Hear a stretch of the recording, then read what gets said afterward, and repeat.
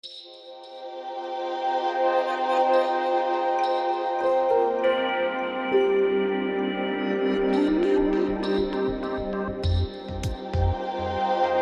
suppose looking at access to opportunities, so the opportunities that we've got for people and all employees, and I suppose it touches on some of the things we've already discussed there. So ensuring that people have got equal access of opportunity to good home working setups, potentially helping people who are under protected characteristics over their ability and opportunity to be able to work from home. And then also looking at other groups as well. So is there different effects on people potentially in low paid jobs or in services that require a face-to-face element, just around about that? So have you any thoughts on that? Maybe Abigail, I'll open this one up to you first. I mean, there's clearly now some great opportunities in terms of home working. We now know it's possible, and that's fantastic. All of these organisations have said it's not possible. We now know it is, which must open up opportunities for those people that have found it challenging to be based in a workplace. It also opens up massive opportunities for carers who have had many, many years of either not being successful in entering the workplace or problems in terms of balance because they can't work from home. So the new home working scenario could offer massive opportunities. There's also some organisations are taking quite interesting routes.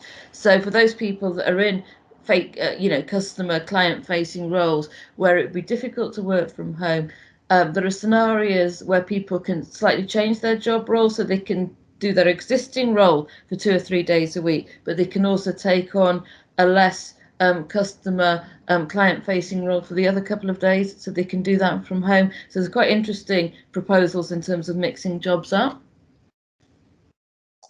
Thank you. Michelle, have you got any thoughts? Well, I would just echo what Abigail was saying about how the opportunities, particularly for those with various different protected characteristics, to then enter or remain in the workplace. And that is a real opportunity for employers to reflect on their practices and think about how best to manage that going forward. And that will give rise to access to opportunity. But as Abigail also said, that is that presenteeism culture still going to have an impact on promotion? And so employers really need to think about how to address that and ensure that doesn't become the case when people are given opportunities for promotion or training or access to these opportunities as well, making sure they are flexible in how they're offered and available to everyone. The other thing about access to services as well, I think, is important because obviously a lot of the service users will often be in those vulnerable groups as well. So making sure that changing the nature of how people work doesn't impact on those end service users and have further impacts for vulnerable groups that are undesirable. So that might also mean maybe changing the way people work and the different roles that they have and spreading the work over different people. It also may mean ensuring that people have the right setup so they're not using their home phone, for instance, to talk to vulnerable people and different things like that as well. So making sure those setups are really appropriate for the services that are being provided is another consideration as well. That's great, thank you. And I suppose just following on from that, the next subject we were going to look at was when we talk about access to opportunities, we talk about being able to support people. Do you think that I suppose in inverted commas, the rules around how we work need to change? So there's, I suppose it's either the discipline of ourselves in terms of our own working practices, those of our employers need to change. Is there things around about that? Michelle, I'll open that up to you first. Well, I think one of the good things is that those conversations are already happening and those changes are already starting to be had at organisational levels and maybe not quite at individual levels. There might still be some expectations people put on themselves in terms of normal working. But I think what's really key here is choice and flexibility. So, deciding to go to mandatory home working is not going to impact favourably on all of your employees, or requiring everyone to come back into the office environment again is equally going to be detrimental.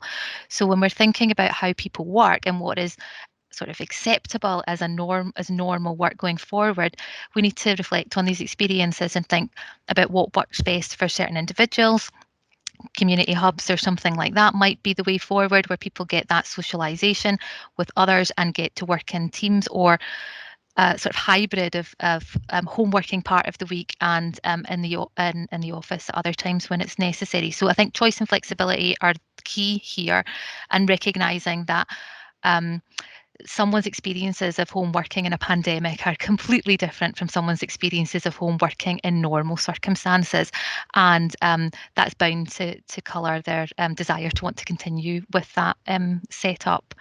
And I think as well, when we think about rules, thinking about promotion, how we might how employers might reflect on the rules or the practices that are valued for promotion purposes as well. And as I said before, working time regulations, thinking about ensuring that operates effectively, as well as what we think flexible working means to people.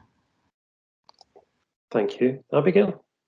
I mean, I would support most of what Michelle has said.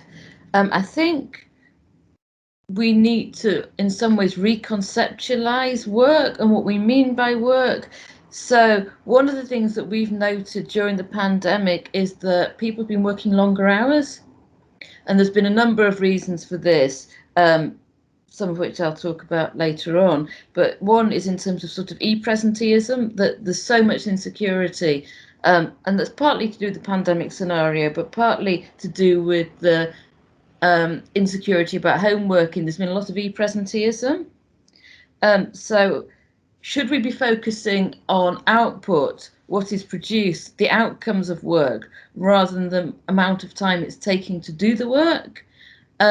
Because focusing on presenteeism or e-presenteeism is becoming problematic. People are more present than they were. That's partly to do with problems in terms of communication. So you can't just nip into somebody's office. You can't pick up your phone to phone somebody's office. People feel uncomfortable phoning somebody's house because it's their domestic space. But maybe if we looked at how to enhance communication without setting up another Zoom meeting, but also what is the outcome required from work, it would be an interesting change. And as I said before, I think we need to look at the whole infrastructure in terms of communication, how we can create space between meetings, how we can find opportunities for people to be able to see the bigger picture by working from home. So I think we really need to rethink how we contribute to work.